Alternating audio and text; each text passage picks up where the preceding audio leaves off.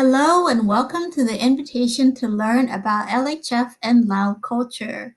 Today, you're going to learn a little bit about LHF as well as learn about Laos, its people, its culture, its history, and its tradition. My name is Nipasan Supom and I will be taking you through this slide today. Our mission is to preserve, promote, and transmit Lao culture through the arts. I would like to start off with the video, but the sound quality isn't that great when I put it on this recording. So I will give you a link. You can find the link to this video and you can watch this video. I'll give you a brief summary of what we do and the different programs across the US.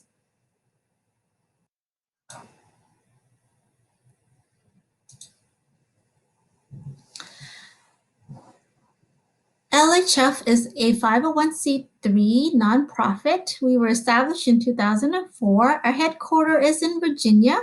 We are a volunteer-based organization with a diverse board and officers. And I would like to introduce you to some of our officers. So the first one is Sai Supom.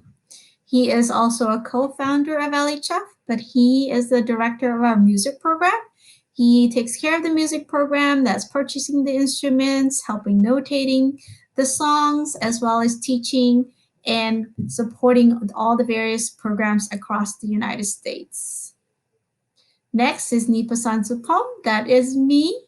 I'm the president of the Lao Heritage Foundation. Besides being the president, I also do a lot of the cultural aspects of summer camp, as well as the dancing.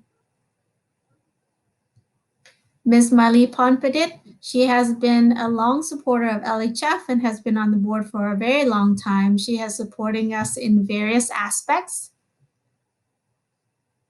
Skip Moeller, his connection to Laos is with his significant others, and we're really excited to have him join our board. Victor Cora, he is Mali's significant other, and that's his connection to Laos, but he also has a background in music and he supports Sai as well in the music program. Dundee Richards, she's very passionate about Lao culture, but she also is a parent of our students. Both of her boys have been part of our program for many, many years. Mary Louise Morano, her connection to Laos is through Laos Textiles. So she has many, many connections in that area. And our last board member is Arena, and she just recently joined us. Arena, we actually met her through Legacies of War, so she actually worked with us as a volunteer before she became part of our board. So very excited to have all of our board of directors.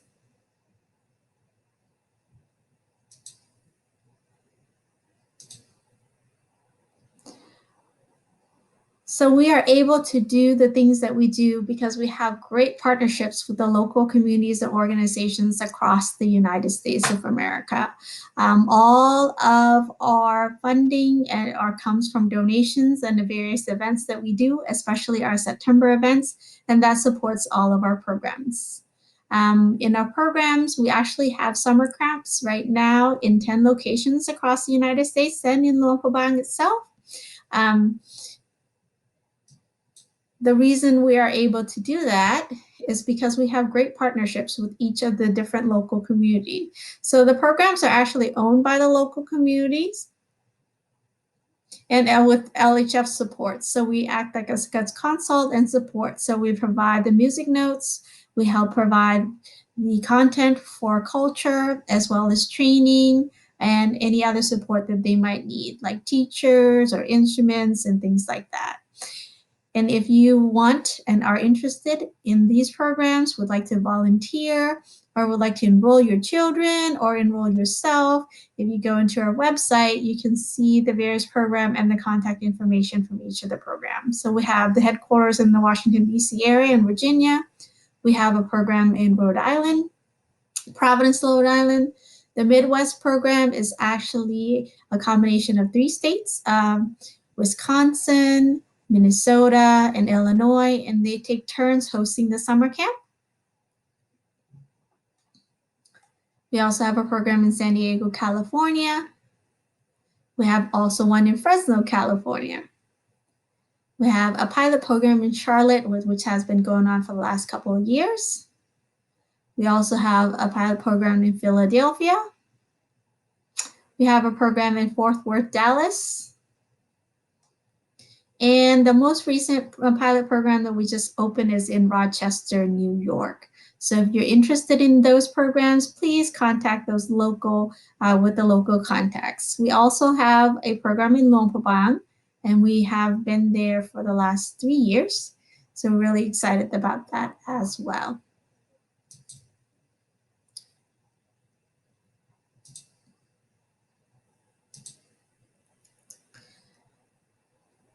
So every program is run by each of the local community. So it's run differently from program to program. Like we said, it's not owned by LHF, but it's owned by the local community. As far as the headquarters in Virginia, we have free year-round music and dance program. And some locations also have either a music program year-round, or they have a dance program year-round, or they do both. And some just have it for the summer. LHF also has a music notations, and we notate many music, and we put it in staff and also grid form, and that is accessible to everyone and to the general public. So let me show you. So if you go into our website here, you'll see that we have listed the music in alphabetical order. So we have grid forms. Anybody can download these at any time and they can use them. And we also have them in staff notes. And to help you as you play along, we also have MIDI files of these songs that you can play along with them. And we have lyrics both in Lao and in English, so you can use those. And then we also have cultural contents for the summer camps, like plays, which are in Lao to help the kids learn Lao culture. And we have other cultural contents that you might be interested in. We also have tunings especially for the saw, for saw E and saw U as well. And then we also have diagrams of how each of the instruments work. So if you want to learn how to play or are curious to see what it looks like, so we have the layout for each of the Lao instruments right there.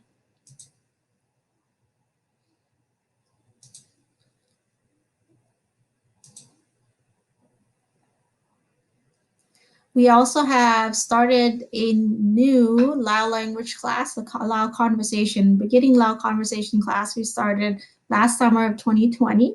It's virtual class, and that's still ongoing. We also started a dance classes virtually for beginning and intermediate dance classes. And we've been holding cultural events and exhibitions throughout the year, especially during Lao New Year at various locations, as well as our September events. In the areas of preservation, the reason why it is such an urgent mission for us is because Lao history and culture and the arts are passed down from generation to the next orally through teacher and apprentice system. So it's not accessible to everyone. It's only accessible to few. So because of that, the Lao arts are fading as our older generation passes away. Many of the art forms are lost due to a lack of knowledge and sharing of documentation. So the arts kind of die with our older generation if we are not there in time to learn from them. And most of the time, we're not able to learn from them because there is no accessibility. And LHF wants to make it accessible to all that wants to learn. So LHF strives to preserve through our notation and recording of music teachers of old songs to ensure that it will live on to the next generation. But it's not only songs, but it's also dances. So if you ever been to any of the Lao functions, especially at the temple, when you see dance performances, you'll notice it's usually the same 3 or 4 that you see all the time. But really, Lao dances have a whole lot more than that. We have over 10s and 20s dances, but most of the people only know those 4 because a lot of the others people have forgotten, or not a lot of people know about them. And we want to make sure that those art forms continue to live on. In the area of promotion, The reason why that is important is because a lot of the general public know very little about Lao and Lao culture. When we first started LHF, we did a lot of promoting. We did a lot of exhibits throughout the United States with art exhibits, as well as partnering with various organizations such as Legacies of War to teach people about Laos and Lao culture so that people are more aware. LHF holds cultural events and highlights various Lao arts at each of our events to educate and entertain the general public. We want to, every year we highlight various aspects of arts. One year, I think we did Can from North to South to educate people about the various lums that is in Lao. We've done Lao painters. We've done movies. We've done songwriters. We've done all kinds of different various types of arts in Lao, and we want to showcase and we want to highlight those and bring importance to those various art forms.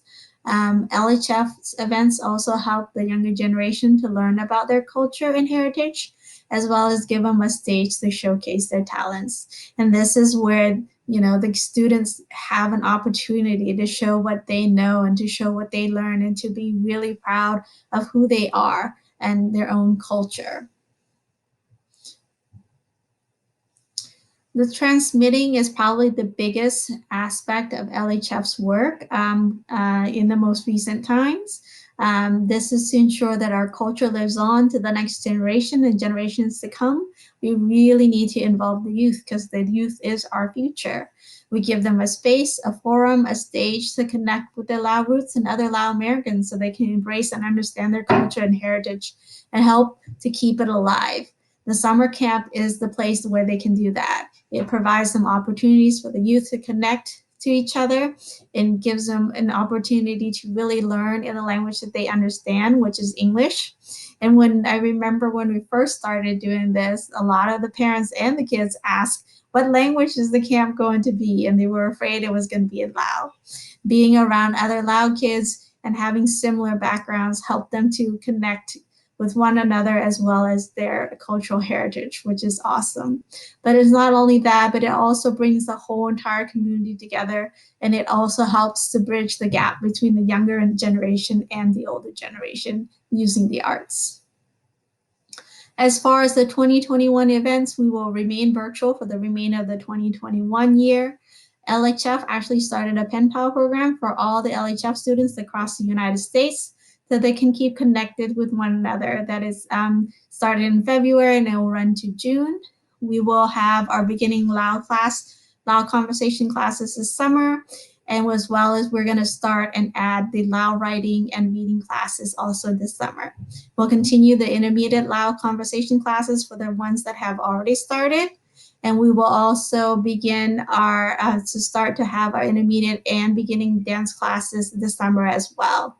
In June, we will have the Lansang short film screening. So this is for you if you're interested in film and learning more about the film industry in Laos and to support young and upcoming producers and directors in Laos. So this is really going to get to showcase those young directors and young producers of films in Laos. So we're going to get to see them, meet them, and talk about how we can support them as well as what the film industries in Laos is doing to help support and spark this industry in Laos. We'll also have a Lao cooking class and recipe exchange in September. That's a very exciting event for many. We keep your eyes out. And then at the end of the year, we will have our LHF Giving Tuesday campaign, which is around November. And all of these events we will post on our website as well as on social media. And all events are free. Most of our events here are free and open to the public. We would actually, if you were with us at the event, you would have done a cultural poll. But so we're in the second half. We're going to learn a little bit more about Laos, its people, its culture, and its history. We're going to start off with this geography of Laos. Laos is a landlocked country in Southeast Asia. It's located in the middle, with China in the north, Cambodia and Myanmar in the south, Vietnam in the east, and Thailand on the west. It's quite mountainous in the northern part of Laos. The only access to water is the Mekong River, which acts as the border between Laos and Thailand. Most of Laos is accessible by car, but there are still some remote areas that are not very accessible. The current population of Laos is 7.17 million. Most people farm, but many have moved into the city, and tourism has been a big part of the Lao economy recently. As far as Lao history, Laos was once known as a land of the million elephants. It was first united under King Phangum in 1353, which was known as Lansang or Million Elephants. Lansang existed from 1353 to 1707. Then it was divided into three kingdoms, Luang Prabang, Vientiane, and Champasak, from 1707 to 1779. It was conquered by Siam, which is now modern-day Thailand, from 1779 to 1893. It was conquered by the French in 1893 through 1939, and French was the one who is responsible for the current modern-day border that what is now modern-day Laos, and that was done in the late 19th and 20th century. Laos declares its independence in 1945, and the civil war between the royalists and the communists happened in 1953 to 1975, and the communists took over in 1975 to current day Laos, to the present day. So, as of today, the Laos is known as the People's Democratic Republic of Laos. Lao and its people. There are 68 ethnic groups whom are classified into three larger groups, Lao Lum, Lao Tung, and Lao Sung. So Lao Lum means lowland Lao, Lao Tung is midland Lao, and then Lao Sung is highland Lao. So it's basically where you live, whether you live in the valley, in the mountain, or on top of the mountain. The majority of the people in Lao do speak Lao, but we also have many ethnic groups who speak their own languages. Some of the bigger ethnic groups are the Khmu, the Hmong, Puthai, and Lu, but there's a whole lot more than that. As you know, there are 68 groups. Each ethnic group has their own costumes. Lao women wear a sin, and the design varies from region to region.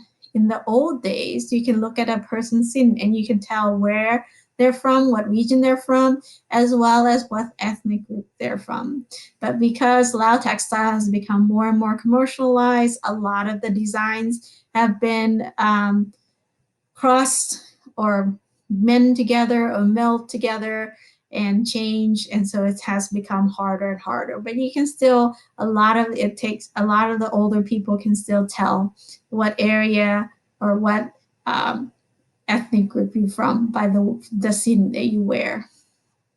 In the olden days, Lao people in Laos live in house on stilts. But in the modern days, many people, especially the ones in the city, live in concrete houses. As far as food, the main staple of Lao food is sticky rice. A lot of other countries do not use sticky rice as a staple. Actually, sticky rice is used more for desserts than anything. So we are the only country in the world that has sticky rice as our main staple food. Lao food consists of many herbs and vegetables, and they have very little meat. The meat that we eat mostly is just fish. We cook. Normally, people in Laos cook with what they can forage from the forest, the river, the rice field, or the ponds. Many food uses padek, which is the wonder sauce of Lao. We put padek in everything. So padek is fermented fish, and our food is more spicier than most food, especially down in the south. But like in all countries and different regions have their different levels of spiciness. If you go up north, it's a whole lot milder. The more south you go, the spicier it gets. Every Lao meal is really not complete without jao. Jao is like a spicy salsa or a chutney. There are so many flavors and types of jail, just like the jams and jellies in the US. So some jails that are more common are jail maglen, jail king, jail padek, jail kapi, jail som, and the list goes on and on and on. People in Laos also adopt many foods from our neighboring countries, as well as those countries that have conquered us through our history. So you'll see things like pho and curries and bread, which are not native to Laos, but we have adopted into Lao food. Lao culture is centered around food. Instead of saying hello, we greet one another with "Have you eaten yet?" "Kin khao le bo?" If you ever go to a Lao house, you probably won't be able to leave unless you eat something. We eat with our hands and we sit on the floor. Even with these modern days, we still do that. We eat konya with our hands, we sit on the floor, and that's how we eat. With no refrigeration widely available, oftentimes we dry many of the meats that we have, such as the fish and the game. And we also do a little pickling too. So som pak, som mu, som pa. Some Lao foods that you might be familiar with are like tamahung, ping, ok, gang, mok, gel, and lap. And we always have special foods for special occasions, of course. And the one food that is special is lap. Lap literally means luck. So if you are doing any kind of celebration, you must have lap so that you have luck. Like weddings, birthdays, any of those big celebrations, you have to have lap so that you would have luck. Customs and religions. Most people in Laos are Buddhists. There are other religions as well, but mainly the majority of the people in Laos are Buddhists. Most people are still animist because that is the oldest belief in Laos. Animist means that they believe that everything has a soul and everything has a spirit. To this day, even Buddhism has animist parts in it as well. So we kind of meld or put Buddhism and animism, kind of put them together. The biggest and most prominent ceremony, central part of the Lao culture is the Basi Sukon ceremony. It is a ceremony of calling of your spirits and the spirits of your ancestor. It's a very integral part of the Lao culture, and it's performed in all important aspects of our life. Your birth, your graduation, your illness, you got marriage, travel, you have a new house, anything big. We always have one of those. We greet one another with our hands together at our chest, and we say "Sabai di," which literally means "I'm well." And if you want to ask if are they well, you just say "Sabai di bo." We show our utmost respect to our elders, so we always have a name in front of and when addressing an elder. So we always say auntie or older brother, older sister, grandma or grandpa to show that we are showing respect. Our head is the most sacred part of our body for us, so please do not touch Lao person's head. It's not very nice. Some good etiquettes if you visit a Lao house is to make sure you take off your shoes. Festivals. All the festivals surround Buddhism or our animist beliefs, and some are a combination of both. The Lao New Year is in April, and the reason why it's in April is because we follow the lunar calendar. It is not unique to Laos. There are other countries that have New Year in April as well. Thailand also does, Cambodia does as well. Some of the other big festivals as the Buddhist Lent, which is Khao Pansa or going into Buddhist Lent, and then Ot Pansa at the end of Buddhist Lent. And there's Lai Hua Phai, which is the Lantern Festival, and then Bun Suang Hua, which is the Boat Race Festival. Bun Tat Luang. Tat Luang is actually the big stupa in Vientiane, the big golden one, and they always have a festival, and that's usually after Buddhist Lent. We also have Bun Khao Ho Parap Din. So all these festivals involves going to the temple, making merits, and then Lao people, because Lao people believe in reincarnation. So we figure if we do lots of good merits in the temple, then in the next life we'll have a better life. So that is it for our presentation for today. I hope you learned a little bit about LHF and our work, our mission, and our vision, and all the various programs that we have across the United States. And I also hope that you learned a little bit about Laos that you didn't know about. You can always learn more about LHF and our work, and also look back at all the various pictures and different programs and all the things that we have done since 2004 at our webpage at www.lhfus.org.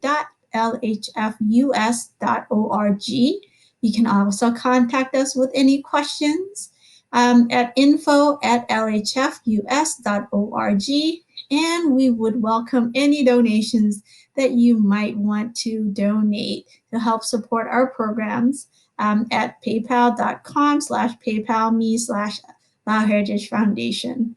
Um, so thank you so much for watching this presentation. I hope to see you at our next event soon.